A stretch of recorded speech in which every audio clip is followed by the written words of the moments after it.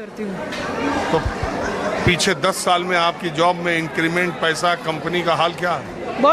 चलो भाई देखो अब मैं क्या करता। बहुत बुरा हाल है सर। पहले क्या था, एक्सपीरियंस नहीं था, अब एक्सपीरियंस हो गया तो एज क्राइटेरिया मायने रखता है। एज क्राइटेरिया हो जाए तो आजकल में बच्चे इतने एजुकेटेड हो चुके हैं कि हमसे बेटर बच्चे हैं। हमारे टाइम का तो कॉलेज करना भी मतलब बहुत ये लगता था कि आपने कॉलेज कर लिया। आज की जनरेशन MBA करके रिक्शा चला रही है। रुको जरा सब 12-12 हज़ार रुपये बच्चे लगे पड़े। एक्सपीरियंस मैटर नहीं करता। आज के बच्चों को एजुकेशन मिल रही है लेकिन जॉब नहीं मिल रही बच्चों को। मैं तो यही चाहती हूँ दिल्ली सरकार से या अपनी गवर्नमेंट से कि बच्चों को के लिए रास्ते खोले जाएं। 4 साल 5-5 साल जो वेट करते हैं बच्चे गवर्नमेंट सर्विस के लिए, एटलीस्ट इनके लिए रास्ते खोले जाएं।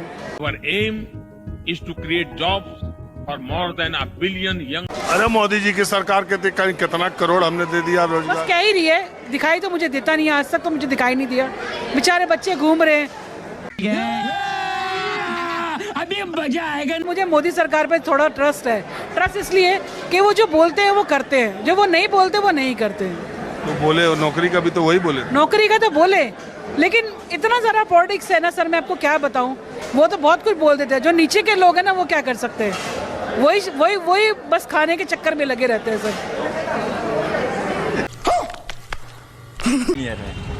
सर हिंदुस्तान को प्रेजेंट गवर्नमेंट ने तबाह कर दिया। कोई भी इंस्टीट्यूशन हमारी जिंदा नहीं है, मृत प्राय है। अरे ये तो धोती खोल रहा है।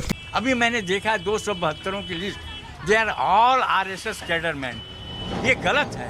उनको चाहिए था कि इलेक्शन कमीशन जो गलत कर रहा है उसको मतलब करते। आपने तो क्वेश्चन ही किया था ना, राहुल गांधी ने क्वेश्चन किया था, उसका जवाब नहीं दे रहा आज तक। अरे हम लोग मतलब क्या कर सकते हैं? हम लोग का तो कलेजा ही जाता है इस गवर्नमेंट को देख करके। सज्जन को क्या तकलीफ है भाई? क्या तकलीफ है इनको? वोट चोर नहीं कर रहे हैं। आज आपके हिंदुस्तान के हर आदमी को इसने तबाह कर दिया है। 255 लाख करोड़ रुपए के लगभग हमारे ऊपर कर्ज है। आपका नाम क्या है? BN खेतान, विजय नारायण खेतान। खेतान साहब एक बात बताइए, ये जो SIR बंगाल में हो रहा है उसके बारे में आप क्या? ये रुको जरा सबर करो सर, ये प्लानिंग है सर, RSS की प्लानिंग है वोट चोरी की। और ये बिहार में तो ऐसा दिखाई नहीं दिया। अरे सर बहुत हुआ है। एक घर में आप बताइए, एक कमरे आप 1500 लोग रह सकता है, 800 लोग रह सकता है। बिहार में दिख रही है, हम लोग देख रहे हैं, पब्लिक देख रही है इतनी बड़ी चोरी।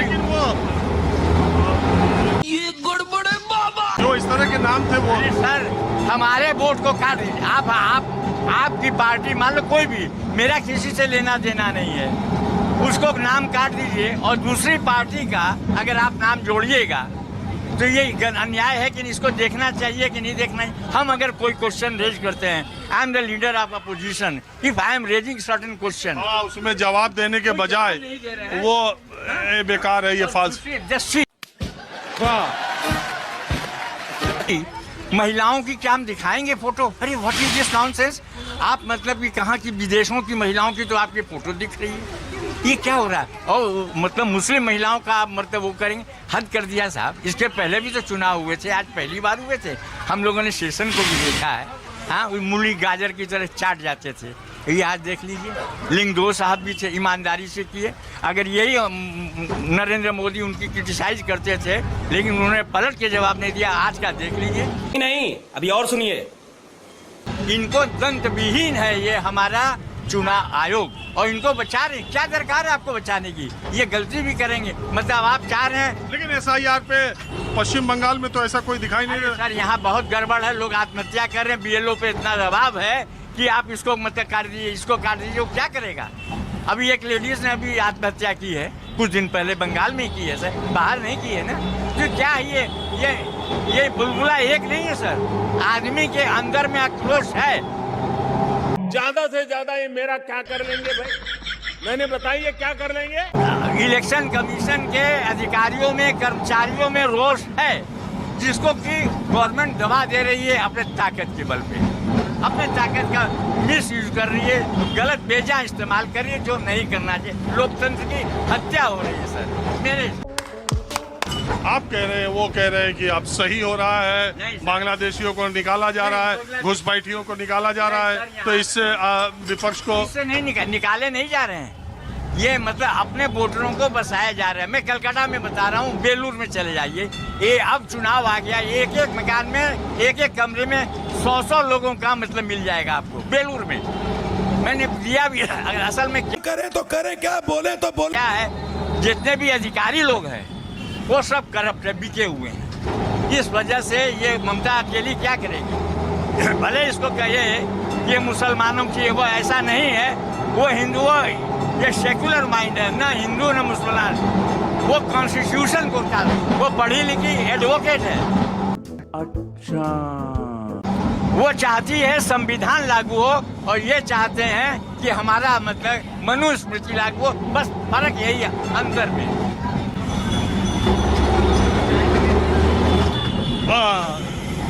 खत्म, bye bye, tata, good bye, गया। तो मेरा आप लोग को नमस्कार। आप लोग हमारी वीडियो देख रहे हैं, इसके लिए आप लोग का बहुत बहुत धन्यवाद है। तो पीछे वीडियो में आप लोग देख चुके हैं कि जनता को किस प्रकार से अब मालूम पड़ने लगा है कि सरकार जो चुनाव कैसे जीत रही है। लोग जब इतना परेशान हैं, इतना त्रस्त हैं हर चीज़ से, कोई नौकरी नहीं है, कोई सुविधा नहीं है, उसके बावजूद भी सरकार बार बार जीती जा रही है। यही बात जो है जनता को अब समझ में आ रही है, क्योंकि इन लोगों को लग रहा है कि जब सरकार बार बार एक ही जब आएगी तो चुनाव कराने का मतलब क्या है। क्योंकि जो है ईवीएम से चुनाव तो नहीं कराना चाहिए। ईवीएम के हमेशा सवाल उठते हुए आया है पिछली सरकारों में से।